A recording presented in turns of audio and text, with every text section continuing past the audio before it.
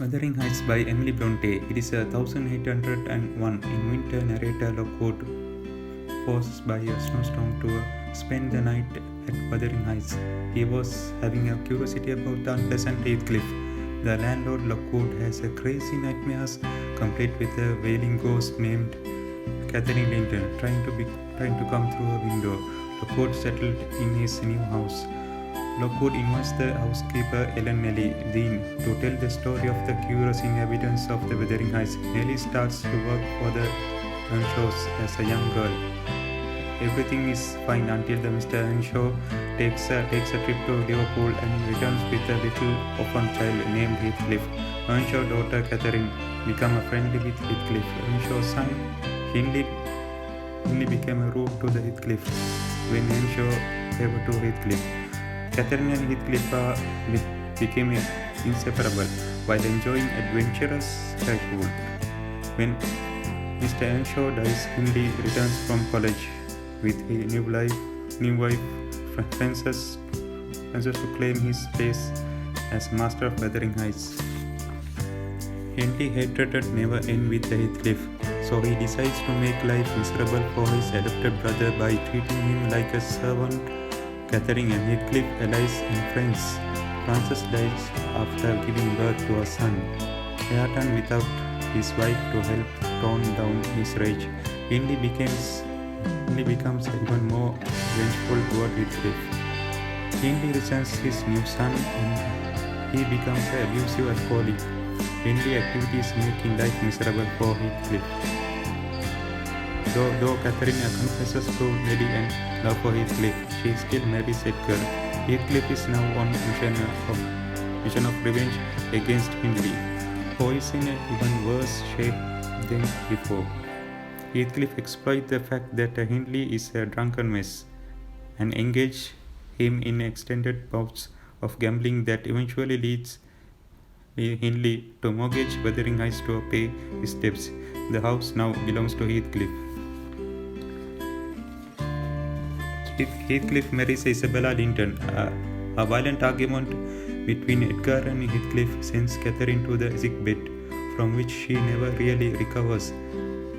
She does, however, give birth to a daughter, also named Catherine. When Catherine dies, Heathcliff's sorrow and rage increase and he pleads for Catherine ghost to haunt him. Unable to take his abusiveness any longer, Isabella flees for London, where she gives birth to a son, Linton Heathcliff. For the next 13 years, Nellie Dean stays at the Thrushcroft Branch to raise Catherine, a feisty daddy's girl. Edgar and Nellie make sure that Catherine knows nothing of Wuthering Heights of its master. But like her mother, Catherine is drawn to adventure and wants to explore the moors and all of its craggy, windswept spots. When Nellie forbids her to leave the property of Thrushcroft Branch, Catherine goes off on her own. She ends up at Wuthering Heights, where she meets Hindley's son Hareton. Heathcliff's despicable treatment of the young man has turned Hareton into a grunting, uneducated dog. Still, Catherine is happy to have some companionship. When Isabella dies, Edgar retrieves his fragile, dismal nephew Linton's and brings him back to live with him at Thrushcroft Branch. Heathcliff has other plans and demands that his son live with him, though Linton did not even know his father existed. The contrast between Linton and Hareton is stark, but Heathcliff can't stand either of them. Eventually, young Catherine encounters Heathcliff on the moors and ventures to Wuthering Heights, where she meets Linton, whom she only vaguely remembers. Catherine and Linton begins a secret correspondence of love letters sent via the milk fetcher. When Edgar and Nellie become sick and bedbound, and Catherine begins to sneak up to Wuthering Heights to visit London, the miserable and suffering Linton becomes a tool of his father's plot of revenge. Marrying Catherine would ensure that Linton inherits Thrush's branch.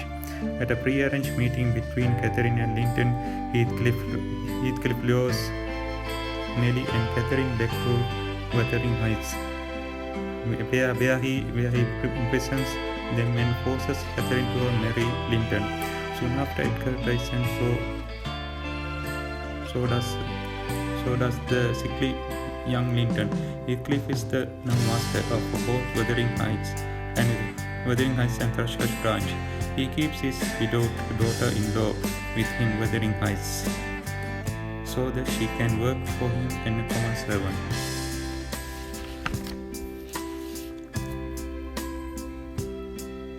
He rent out a Thrush's branch to Lockwood. Lockwood's fascination with Heathcliff has turned to disgust, and he gives notice to Heathcliff that he will be leaving Thrush's branch to return to London 6 months later. However, he is back in the neighborhood and visits Nellie, who gives him an update on the dramatic tale. Despite her initial rejection of Hareton as an illiterate boor, Catherine warms to him and begins teaching him how to read. Heathcliff finds himself too obsessed with the dead Catherine to even care about the younger generation, or even to bother eating or sleeping. Instead of continuing his cycle of abuse and revenge, he wanders the moors, stares into the middle distance, makes the broken-hearted appeals to Catherine's ghost. Heathcliff dies in the oak-panelled bed and waterlogged and grimacing stiff. Hareton and Catherine inherit the 2 houses. They plan to marry on a New Year's Day and have created a new atmosphere of renewal and hope. Lockwood leave the happy lovers and passes by the gravestones of Catherine, Heathcliff, and Edgar. Heathcliff's grave plot is fresh and not yet covered with grass.